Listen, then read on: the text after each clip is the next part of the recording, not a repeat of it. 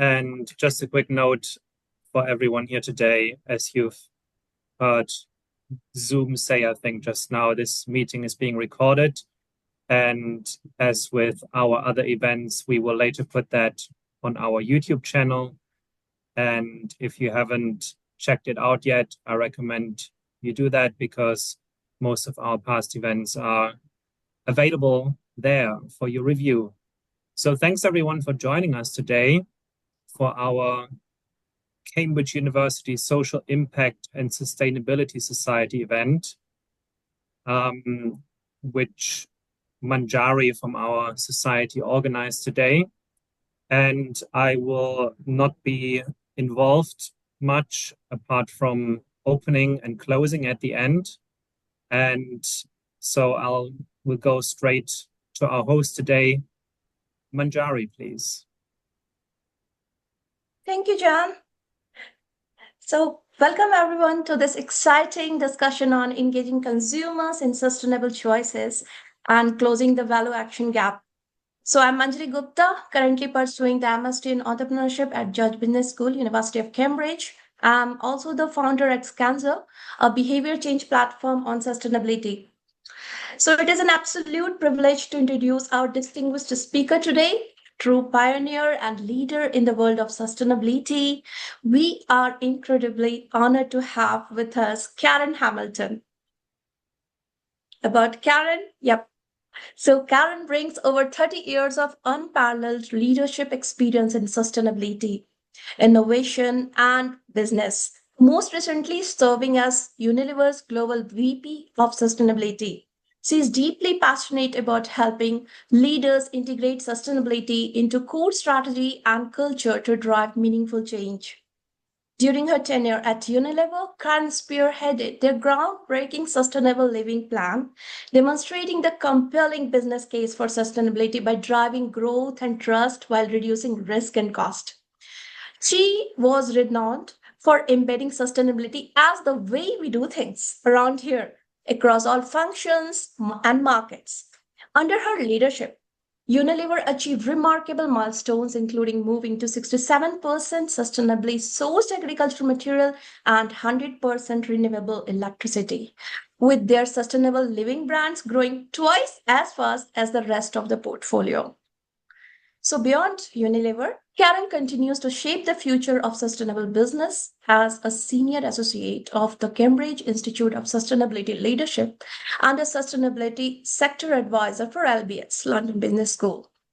So, her insights are invaluable, especially given her work on consumer behavior change, detailed in Unilever's 5 levers for change and purposeful brands, making purpose pay.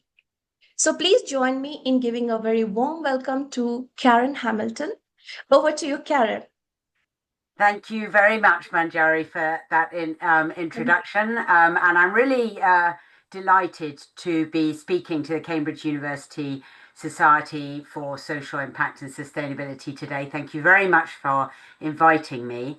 And as Manjari said, I've spent my professional career at one consumer goods company, Unilever, and that's why I thought I would speak about consumers today, because the first part of my career was in marketing and the second part in sustainability.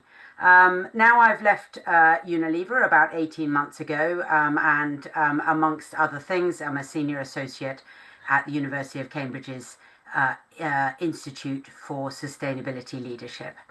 So I'm going to share some slides and speak for about 25 minutes or so. So I want to start really with a few headlines, because I don't think it can have escaped any of your notice that there's been a backlash against ESG, against DEI, that has not just in the last few months, but I think it's been going on longer than that. And it has been building. And I've just chosen a few headlines, including one from my own former company, Unilever, ESG poster child, Unilever waters down green pledges. Just one of several examples. And I want to start with that sort of acknowledge that that there is this sense of we may not be making progress, and we're getting a lot of pushback to what had seemed like a real uptick in sustainability actions, particularly from the corporate world in the last few years. Now, over the course of my talk, I'm going to talk about people. I've called it people rather than consumers, because I think it's really important that we think about people not just as what they buy, but in the wider sense of who we are, how we live, and so on. And then I'm going to talk about response from business. And I'm going to use the framework of purpose, plan, and culture. And this framework is drawn from a publication called All In, The Future of Business Leadership by Professor David Grayson, Chris Coulter, and Mark Lee, which I find a useful framework, and it really helps to shape, I think, in very simple terms, what are the foundations that business should address first: purpose, plan, and culture. And that's what I'm going to speak about. And then, as to scale impact, the role of partnership and collaboration, and crucially, system change through advocacy. And this, I'm going to use the first part of this framework for my talk today. But I want to turn first to people and the issues that people care about. And I'm using here a slide from Kantar, which is one of the world's largest global market research companies. So Kantar publishes a sustainability sector index every year, and their latest one for this year they published a few months ago. 20,000 plus respondents covering all countries and regions in the world. And what they drew on for this slide was not the language of business, ESG, sustainability, strategy, and so on, because that's not really, that's actually not what people care about. What people care about is the language that you see here on this slide. And you'll see that perhaps to your surprise, perhaps not, that the percentage of people mentioning climate and environment as a big issue that needs to be solved is at 42%. It's the largest of the issues that they raise, but also international conflicts and wars, poverty, homelessness and refugees, and the economy. And these top four, and certainly the total set you see here, hold true really whichever part of the world you go to. People might say, well, but Americans are less concerned about climate and environment, because that's often the stereotype. But in fact, from Kantar's research, it's very clear that climate and environment again is high ranking amongst people's concerns. So we can say that people are really concerned about climate, environment, inequality, social inequality. Here's another market research company, GlobeScan, about over 25 countries or markets, 30,000 people, and they've been asking this question: how affected do you feel by climate change? And you can see that extraordinary rise over the years since 2020. This is a level of rise that from much consumer data you just don't expect to see. People feeling greatly affected by climate change. This is the response here. And and in a separate question, GlobeScan asks, are you personally feeling the effects of climate change? And again, you're getting very high proportions of people around the world saying that they are personally experiencing these effects. However, when it comes to our actions, there are certainly challenges. This is what's called the value action gap. 85% of people, according to Kantar, say they want to make sustainable choices, but only 29% say that they are actively changing their behaviour. In other words, it's a barrier, and this is a common gap that you find in many aspects. You find it as well in health. You might think about your own fitness, for example. You want to get fitter, but more people want to get fitter than actively change their behavior. And I would count myself in that particular group. That this is the value action gap, and this is both a challenge, but also, I would say, for businesses, and particularly businesses offering consumers products and services, it's a really great opportunity to fill that gap. And there's no doubt that although ordinary people say that they understand that they need to take action, they also strongly are demanding action from business. You can see here against the question of, I believe business have a responsibility to make society fairer, 74%, and I say it's business's responsibility to solve climate and environmental issues, 64%. That there's a real expectation for businesses to step up. So although we might be seeing these media headlines of a backlash against ESG, that backlash is not coming from ordinary people around the world.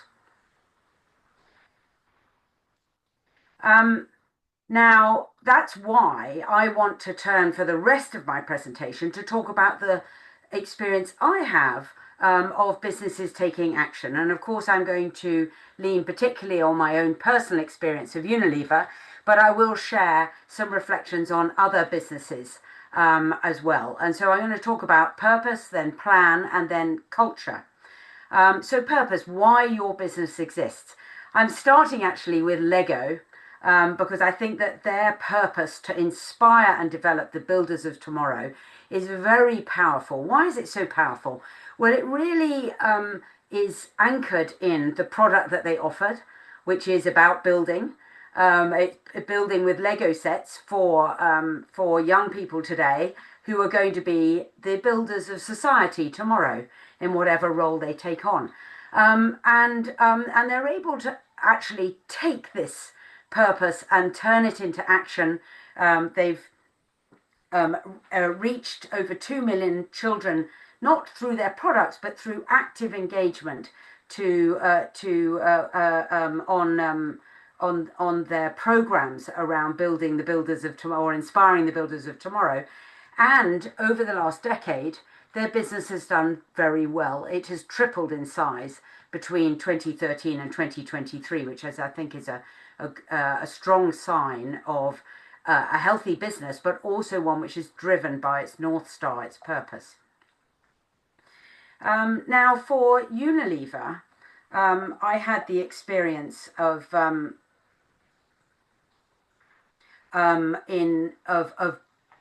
becoming Global Vice President Sustainability in 2008.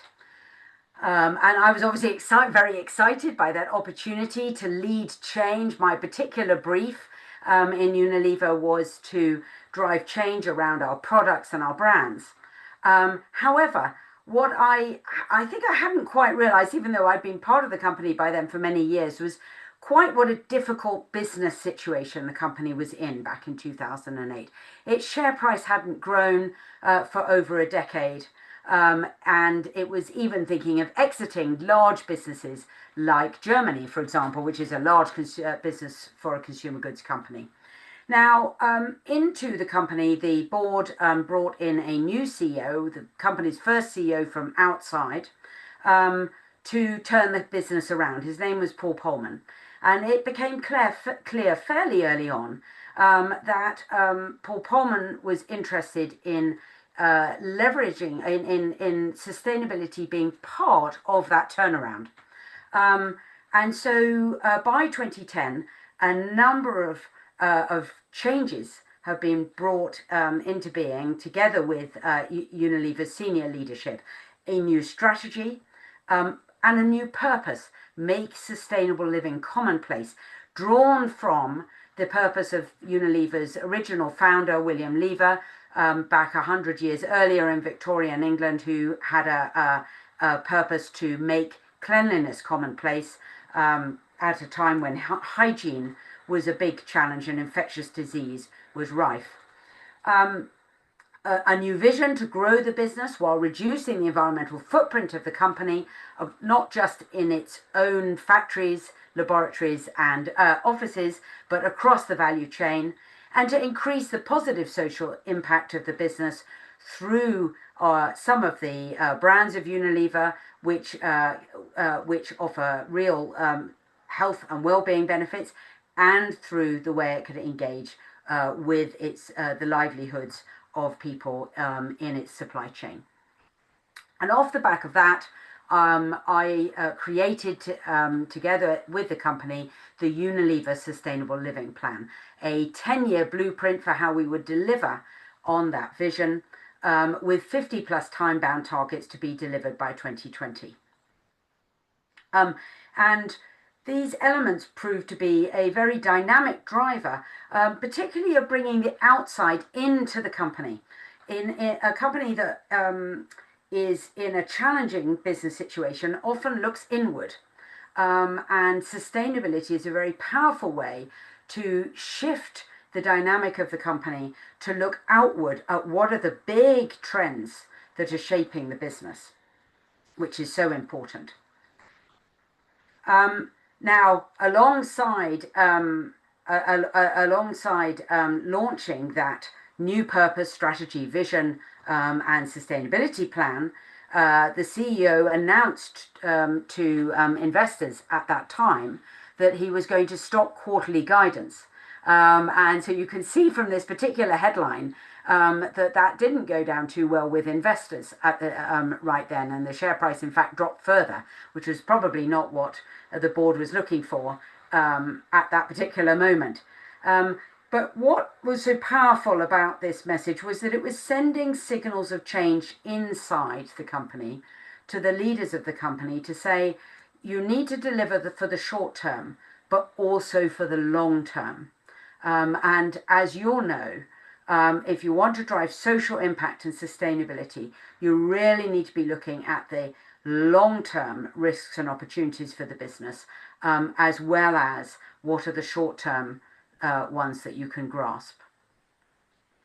And that takes me now to moving from setting your purpose and your strategy to moving into plan and plan delivery. And one of the things that I found after we had launched the Unilever Sustainable Living Plan is that although employees were very proud of the plan and they shared the plan with and discussed it with colleagues and friends and family outside the business, they often found it challenging to see how it would drive commercial value. And as hard-headed business people, this is really important for all businesses, because if you can see how it's going to support your business value, it will drive that flywheel of more action. And so we created this very simple a memoir. It's certainly not rocket science. It's deliberately simple so that every employee in the company would be able to memorize the ways in which sustainability creates business value, whether that's through more growth by appealing to the consumers that I talked about earlier, who would like to see brands and products that that allow them to make sustainable choices, or where many companies start with lower costs, driving down energy use, through greater energy efficiency, which remains a big opportunity today. Or in the case of a consumer goods company, that can often mean reducing the amount of packaging you use while still providing a robust product. Perhaps more difficult for consumer companies is mitigating your risks, because a consumer goods company tends to look out fairly, perhaps 3 years. Sustainability lenses encourage you to look out for longer and look at those risks coming down the line, whether that's coming from your physical supply risks because of extreme weather events, if you're exposed, as many companies are, in the agricultural supply chain, or it could be regulatory, reputational risks, it could be risks from the climate transition. And then, of course, more trust, much less tangible, it's more intangible, but without it, you can't really make progress in building a sustainable business.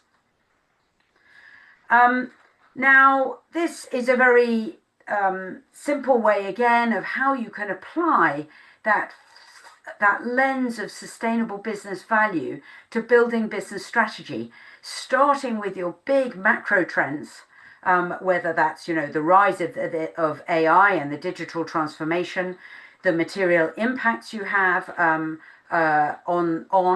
nature and society, or the dependencies. Many companies who rely on again on farms and forests have huge dependencies on nature. Then you analyze where your gaps are and what your purpose is, how you're going to reshape your strategy through the lens of your purpose. And that can lead to building value through sustainability related risks and opportunities that you address. And so this is one helpful way to think about how you can start to build sustainability related risks and opportunities. And again, in many respects, this is no different from how you would do that for other opportunities that you want to grasp in the business. And I think it's important to think about how you decomplexify, if you like, sustainability, which can feel very ridden with jargon for business people. And then finally, we need to plan for the transition. Despite the backlash and the headlines, I believe that the transition to a sustainable economy is going to become inevitable. The question is just when, at what scale, and with what urgency. And it's clear that the scale and urgency is not sufficient today. Individual companies stepping up has not been enough to shift the needle.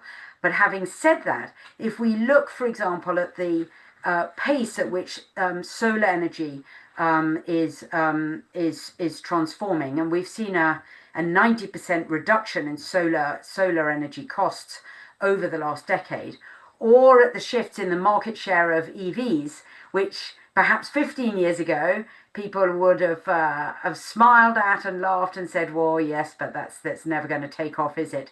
But now we're seeing the extraordinary rise in that market as well. And that's just an example of a couple of markets. So how do you plan for the transition? Well, I talked before about how Unilever's perhaps first big sustainability plan, the Unilever Sustainable Living Plan in 2010, had 50 plus targets. Unilever today has focused down on 4 big themes: climate, nature, plastics and livelihoods, and some big, important and ambitious goals underneath each of those. And the reason why is because we need to drive implementation harder and faster. And by having a more sharply focused agenda, as with all parts of business, you can hope to move your capital and allocate your capital and your investment in people and money to deliver against your goals.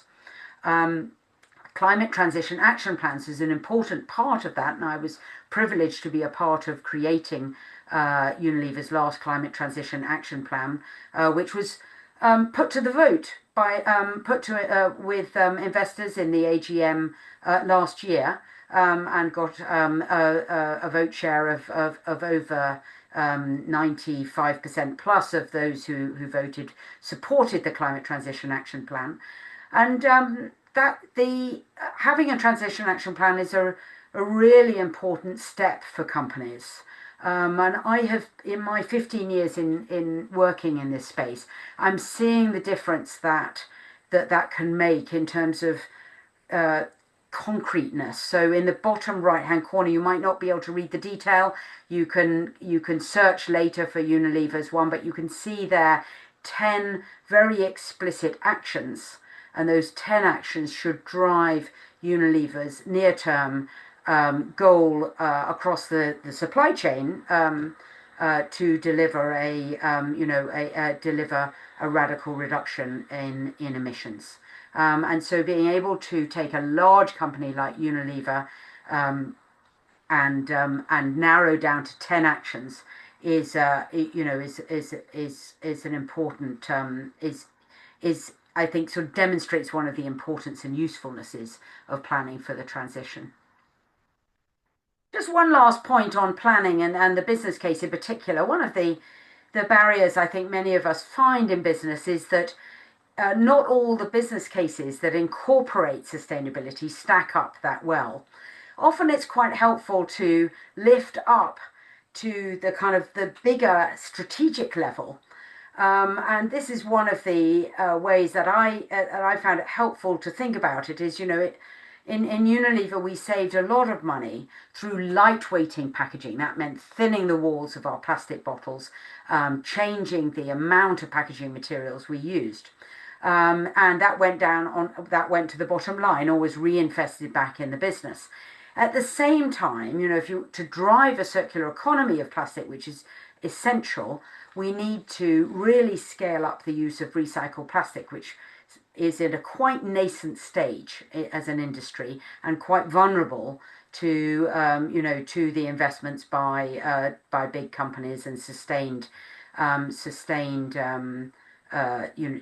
purchasing of recycled plastic. But at the same time, typically recycled plastic costs more than virgin plastic because virgin plastic commercial industry is very well engineered to deliver at absolute lowest cost. And so thinking about how you kind of just balance these two things at a macro level in the business, which you might not look at in an individual business case, is something that I found very useful as a concept. So I want to turn now to culture.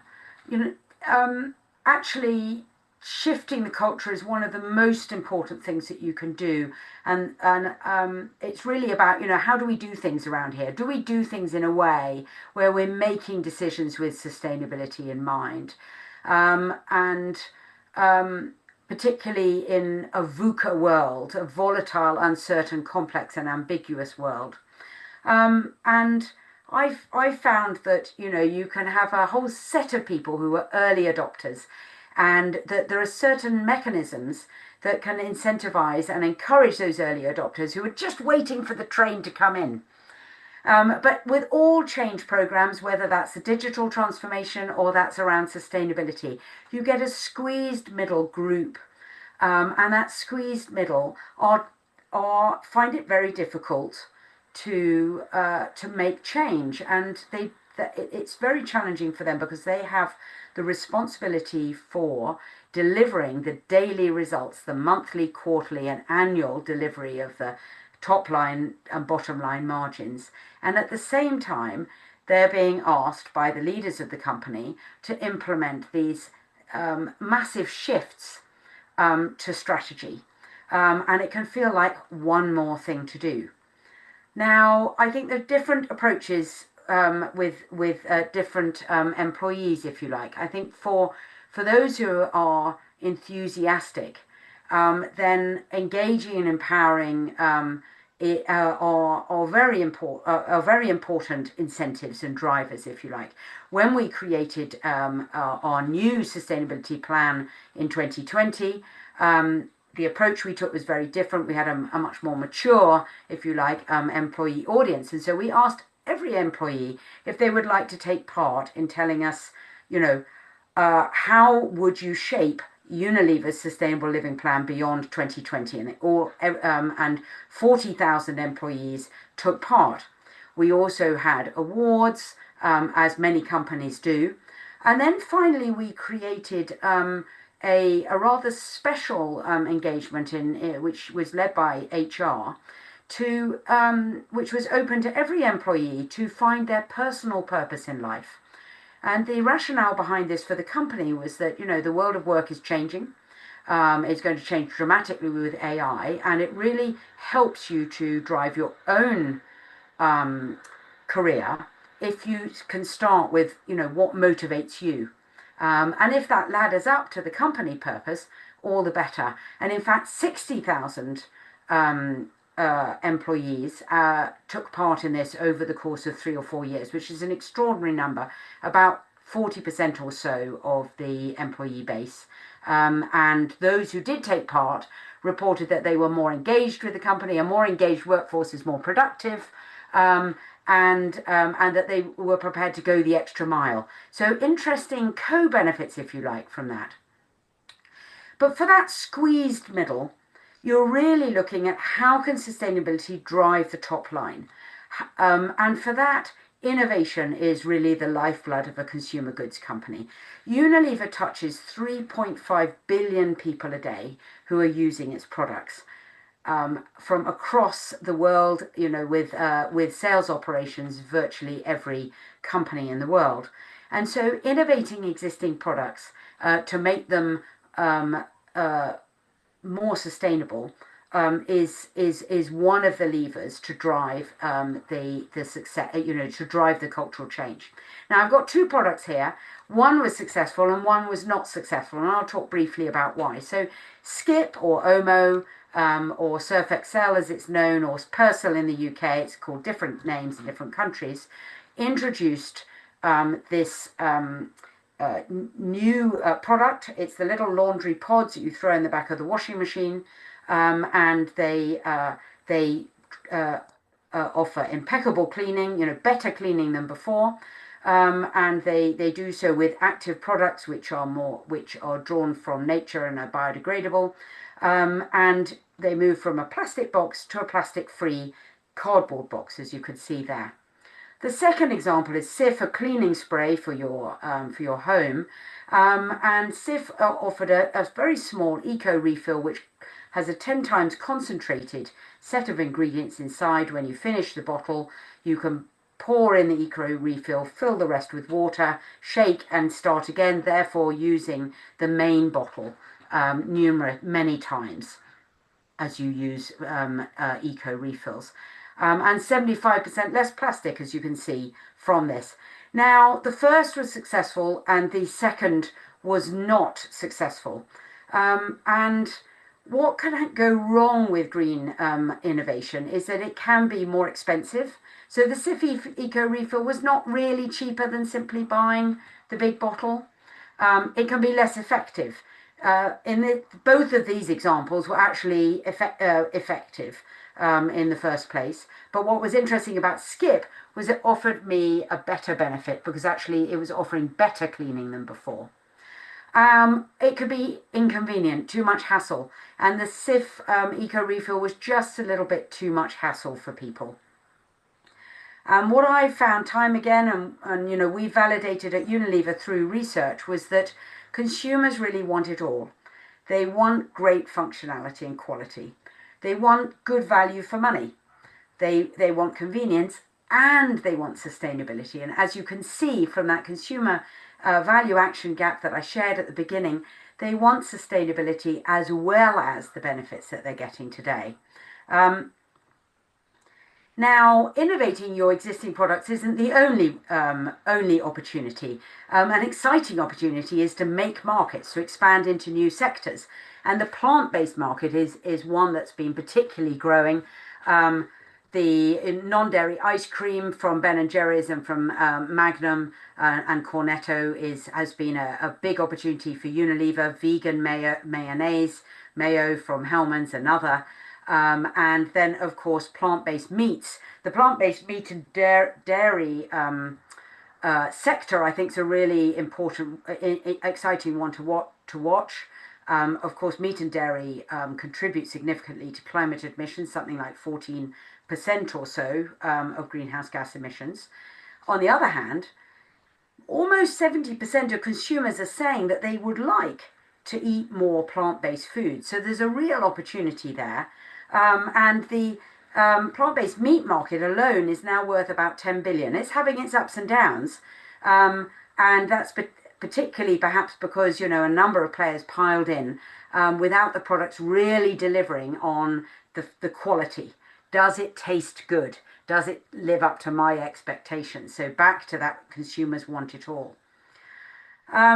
You can innovate in your supply chain. Tony's Chocolate Only, a brand you might know, but it's not a massive brand in the chocolate industry, but a very important brand because it's really shifting the expectations of other chocolate players by positioning itself, saying that the cocoa industry has a lot of problems with forced labour and child labour, and that they want to collectively, together with others, drive an end to exploitation in the cocoa industry. So working together with other players upstream in the supply chain, but talking about it to consumers in a strong way. Natura, a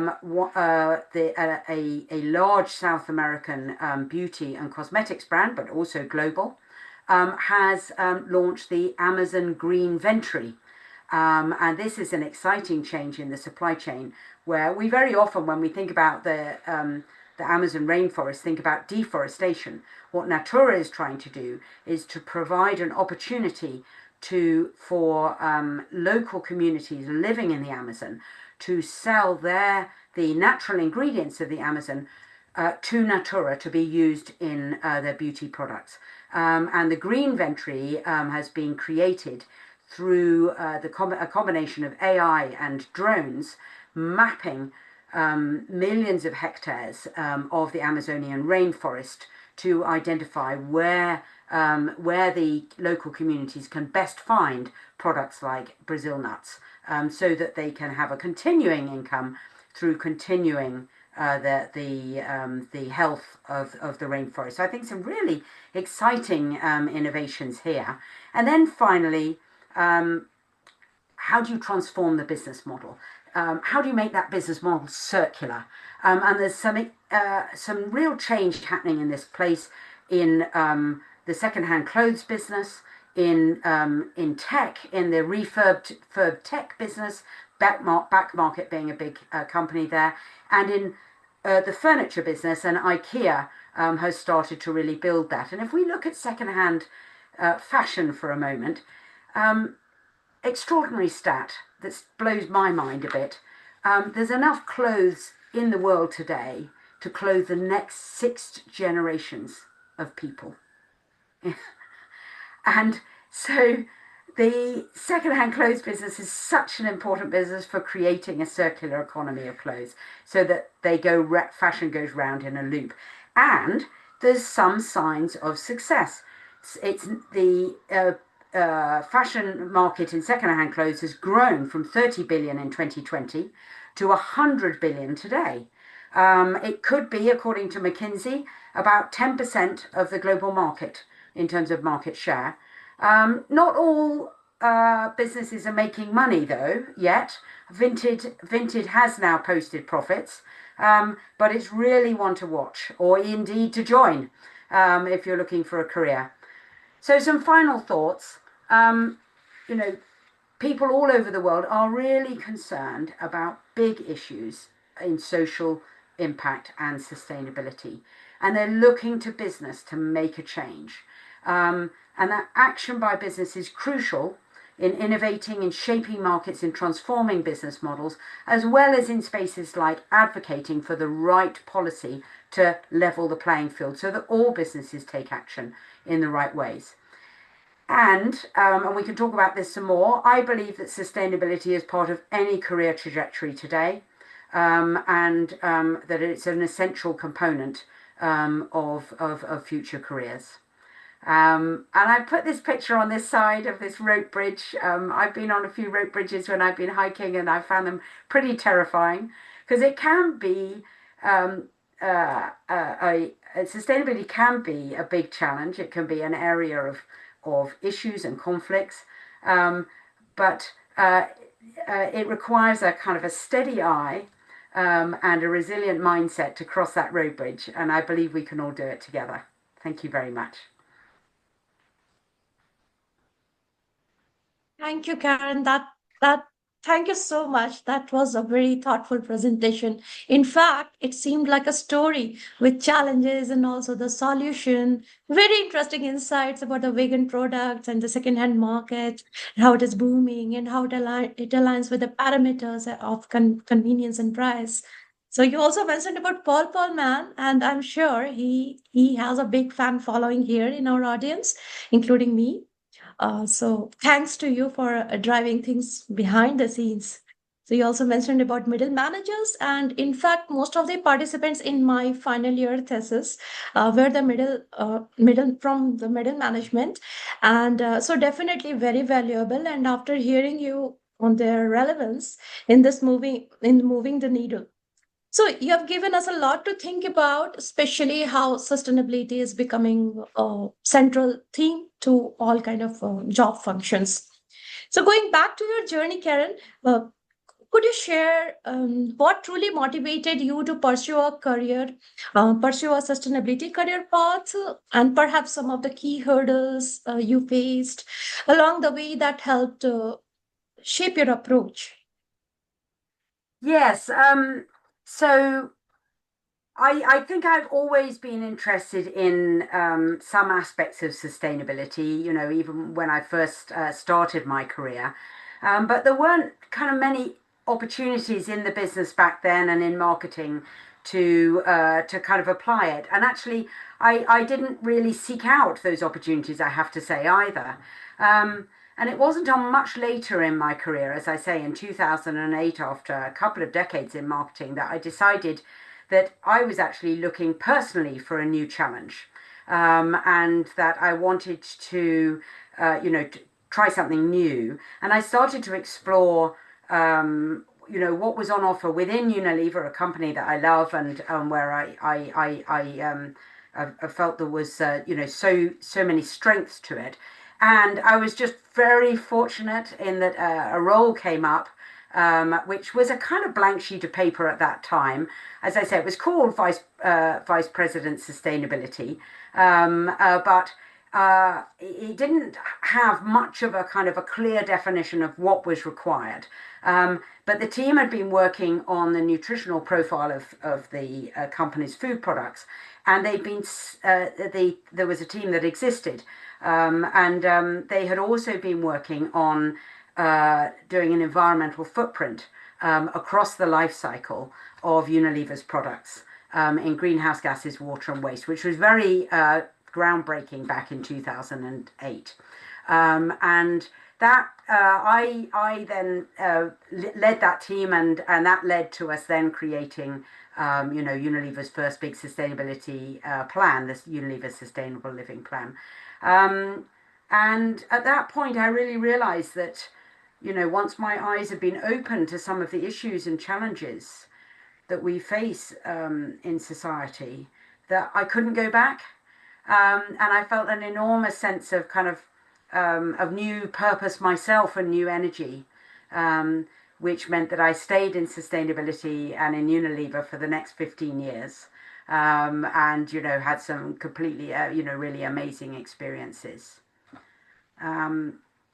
You asked, I think, about some of the challenges.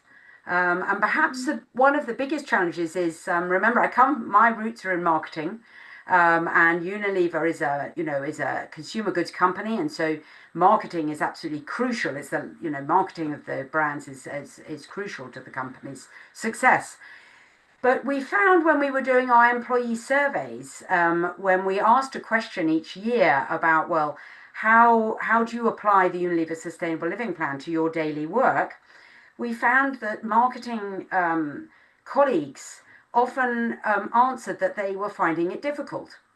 And at first I found this a source of frustration. I thought, well, surely it must be obvious. And then what I realized was, well, actually, no, it's not that obvious. Because, as responsible for the company's growth trajectory and profit delivery, marketing people needed to feel confident that consumer demand was really there. And otherwise it was too great a risk. They also needed some examples, some precedents, that would give mean that it didn't feel like such a big leap. And so one of the big things that our head of consumer market research did was to commission a major piece of research to try and understand Unilever's consumers. And this was quite a while back now, but we got some really interesting findings that surprised us all. We found that mainstream consumers were many of them had sustainability in mind when they were making a purchase. 33% already had sustainability in mind as one of the factors when they were making a purchase, and another 20% or so would do if only their favorite brands would offer sustainability, either social or environmental. And so those were, really surprising results, and they gave many of the marketeers then confidence to press ahead with some of the innovations that I've shared, and indeed with bringing purpose into their brands. We already had Dove as a pioneer in that space, but brands like Rexona or Shaw antiperspirant deodorant, or Hellmann's mayonnaise, and so on. So that was the start of a big journey, if you like, and of a moment of a breakthrough in terms of brand and product innovation change for the company. Correct. So that sounds incredibly powerful, Karen, especially when dealing with internal shifts and dealing with external forces. So building on that, so when we look at external challenges like Scope 3 emissions, this remain a huge hurdle for companies across the brand, particularly large corporations and their vast network of suppliers.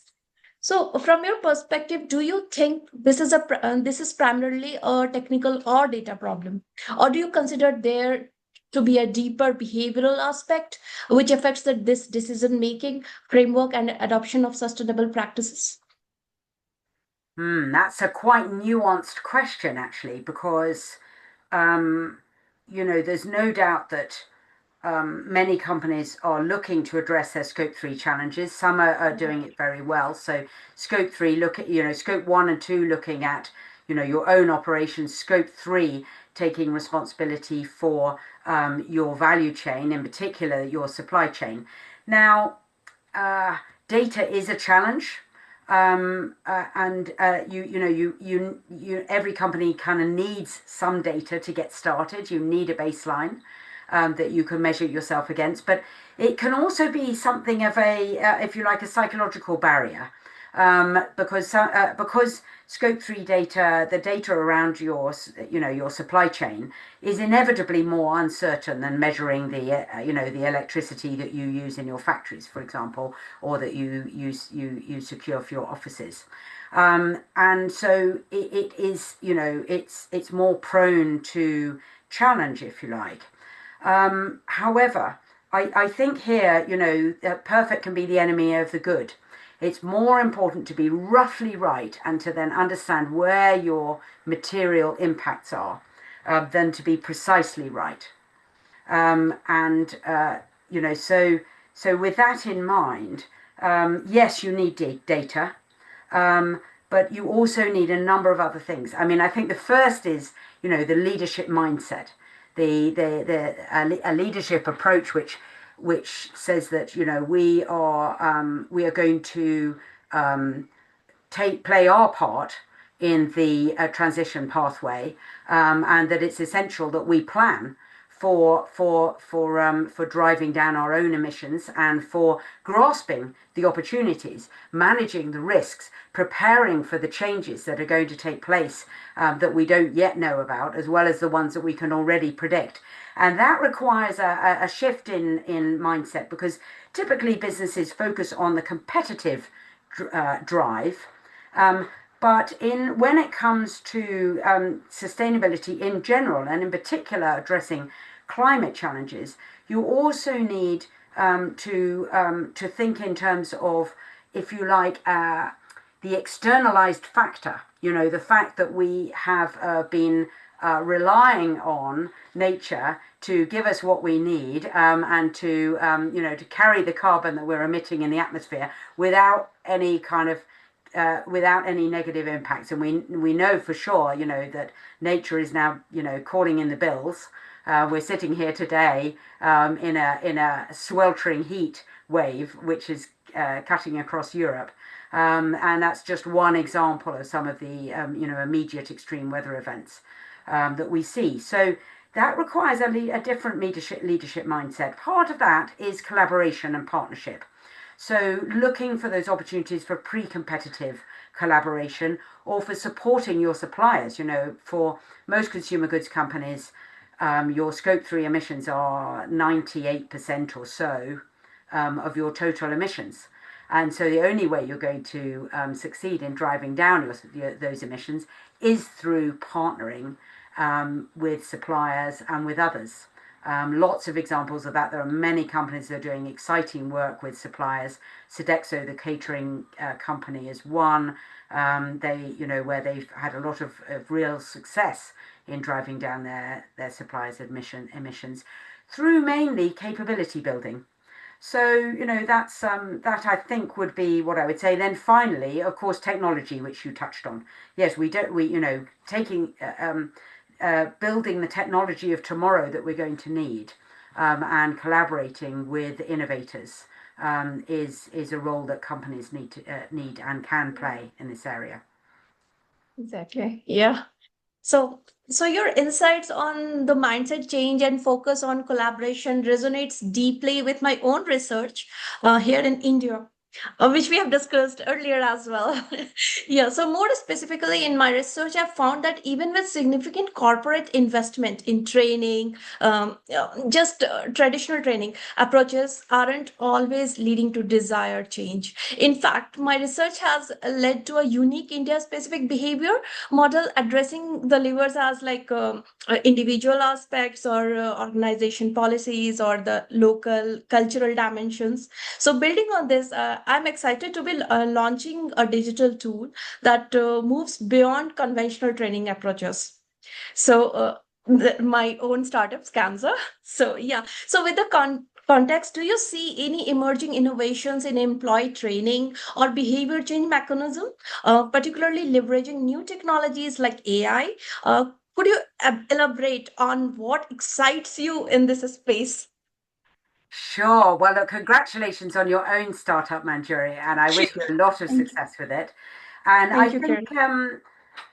you know, that there's yeah, I think you're absolutely right that traditional training approaches alone are not enough. And I think one of the reasons for that is kind of a bit like with consumers, for employees as well. There's a desire to do the right thing, but then, actually doing it in practice can often be tricky.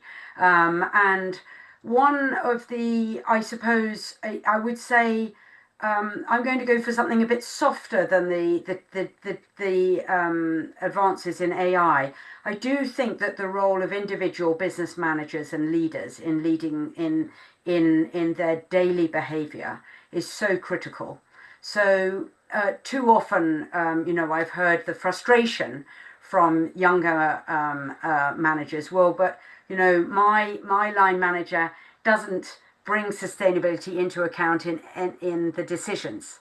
They don't kind of speak about sustainability as one of the dynamic trends that they see. Or even they can be critical behind the scenes, that kind of thing. So that role of kind of setting the stage and of being very conscious of the shadow you cast as a leader. And I'm not talking here just about CEOs. I'm absolutely talking about leaders at every level in the business, in any business. Yes, I think that for me is a critical factor. Yeah, yeah.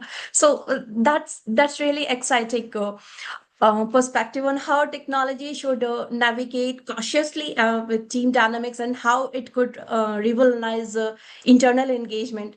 So Karen, given the comprehensive nature of Unilever's sustainability work, a question that often comes up: how do your learnings and experiences from Unilever apply to other sectors? And what are some of the common challenges you see? And what are some unique ones that might arise based on the type of company, be it be B2B, B2C, small suppliers, or even another large multinational? We need to be a bit quick, Karen, Yeah, because we yeah, are, yeah, we're at time, I think, aren't we? So I would yeah, just say that there are some themes that are relevant whether you're big, medium, or small, in terms of choicefully select the strategic priorities in sustainability that are important to you. Don't get caught in a climate tunnel of thinking that it's only about climate change. The addressing social impacts and nature are really important as well. And the more we look at the SDGs, the Sustainable Development Goals, the more we see the interconnectedness between them, and the power is in the interconnectedness. And finally, try and think in terms of systems, in terms of the wider system of what you're a part. Don't see yourself as alone, and use that system thinking to seek out others that you can work with to create a bigger impact. That's probably the 3 messages I would give. So Karen, the last question, and very quick. So what would be your most crucial advice to students or professionals who are currently exploring or embarking on a career in sustainability today? Yeah, my first thought would be this: think about what you really love doing. That's, to me, is very important. You know, if for you it's about operations, or it's about marketing, or it's about working in an entrepreneur, start there, because each of us needs to be bringing in sustainability into the commercial business or industry sector that we're in. This is not about joining. You can join a sustainability team, but remember, they're very small. That pool is small, and a sustainability team's biggest responsibility really is to catalyze wider change in its organization, so that everybody's doing sustainability as common sense part of business. So I would really start by thinking about what you love doing, what you're good at, and then look at the companies whose purpose you believe in, and see if you can apply for an opportunity in those businesses or sectors. Yeah. Yeah, Karen, that was truly inspiring and incredibly practical advice for our audience. So, and without any further delay, I would like to give you to our audience. Please feel free to unmute and ask your question, or if you like, type it in the chat. Thank you.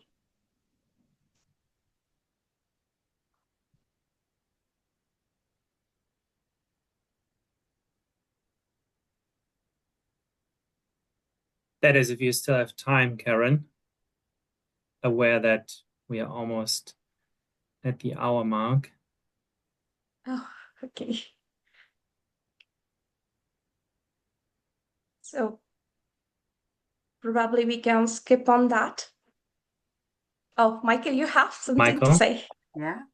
Yeah, I have a question. Yeah, it's a thank you, Karen, for that very wonderful. I mean, it's really very useful for us, as the scope one is really what I was interested in. How can I really impact sustainability? So you mentioned about the tone from the top, the tone from the top of the leadership, because sometimes they give innuendos. Oh, climate change is really not real, and that is really it really impacts people from below. Don't you think that there's a political thing here that's really affecting ESG, because currently the tone from the top, the presidents, the leaders, the world leaders, they, especially the COP26, they didn't even bother to appear in the COP26. I mean, they skipped it. So it's really the tone from the top right now is really really harming ESG, I would believe. What do you say to that observation? So I think you're right that we may be seeing companies who are not communicating in the way they would have done in previous years. But I believe that those companies that were genuinely committed to making change are still doing it. They're just not talking about it as much. And I think that we'll find that, as we in society experience, the negative effects, particularly from the climate emergency, that greater shifts will happen again. They will have to. What I also see, and I draw much more hope from, is that some industries are proving to be very dynamic. And this is particularly true for the renewable energy industry, battery storage, electric vehicles. And I think that force is unstoppable, despite some of the headlines that we're seeing today. So I'm not one for kind of unguarded optimism, but I believe that it is right to have an informed optimism about the way forward, because to me, it's the only way forward. Yeah, thank you. Yeah, Thank you. yeah, Karen. Yeah, thank you, Michael. Thank you so much for sharing your invaluable experience and insights with us today, Karen. It has been an absolute privilege. And to all our attendees, thank you for joining us for this crucial discussion. We hope you leave feeling inspired and informed as we all are. Thanks a lot, Karen. Thanks for everything. Thank you. Thank you, Over Karen. to Thank you, you. Karen. Yeah, thank you both. And before we are closing, just one more reminder, which I also sent out in the email to the business school today.